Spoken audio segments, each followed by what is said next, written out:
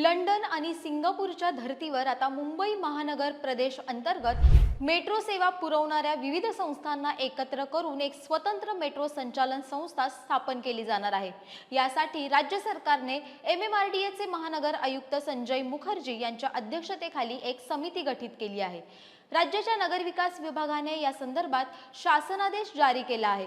जागतिक स्तरावर लंडन आणि सिंगापूरमध्ये मेट्रो संस्थांचं एकत्रीकरण करण्यात आलं आहे। याच धर्तीवर मुंबई महानगर प्रदेशातील विविध मेट्रो संस्थांना एकत्र करून एक स्वतंत्र मेट्रो संचालन संस्था तयार करण्याची योजना आहे।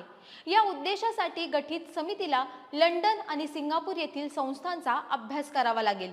ही समिती मुंबईतील विद्यमान मेट्रो संस्थांचं एकत्रीकरण करून टप्प्याटप्प्याने त्यांची मालमत्ता हस्तांतरण प्रक्रिया आणि त्यांचं मूल्य निर्धारण करण्याची पद्धत निश्चित करेल। तसेच विविध संस्थांच्या प्रस्तावित एकत्रीकरणासाठीचे टप्पे देखील निश्चित केले जातील। या समितीला 3 महिन्यांच्या आत आपला शिफारस अहवाल सरकारकडे सादर करायचा आहे।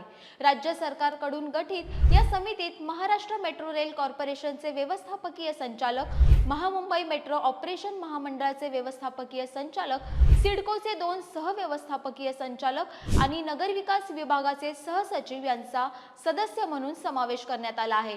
तर मुंबई मेट्रो रेल कॉर्पोरेशनचे संचालक नियोजन यांना समितीचे सदस्य सचिव म्हणून नियुक्त करण्यात आलं आहे।